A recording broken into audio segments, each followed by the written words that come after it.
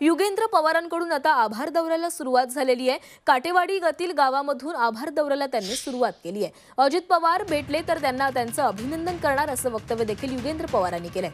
तर युगेंद्र पवार यांनी आपल्या आभार दौऱ्याला सुरुवात केलेली आहे। काटेवाडी गावातून त्यांनी आभार दौरा सुरू केलाय। जर अजित पवार आपल्याला भेटले तर आपण त्यांचं अभिनंदन करणार असं वक्तव्य यावेळी युगेंद्र पवारांनी केलंय। ज्या लोकांनी आम्हाला साथ दिली आणि ज्या लोकांनी साथ दिली नाही त्यांच्यापर्यंत आपण परत एकदा गेलं पाहिजे, त्यांचे आभार आपण मानले पाहिजेत। हीच शिकवण आम्हाला पवार साहेबांची आहे आणि त्याच्यामुळे हा आभार दौरा आपण आता काढला। ठीक आहे, शेवटी जर खरंच लोकांचा तो कल असेल तर मग तो स्वीकारावाच लागेल। पण नक्की ते का झालं, कशामुळे झालं, कुणामुळे झालं याचा पण अभ्यास आपण सगळ्यांनी केला पाहिजे।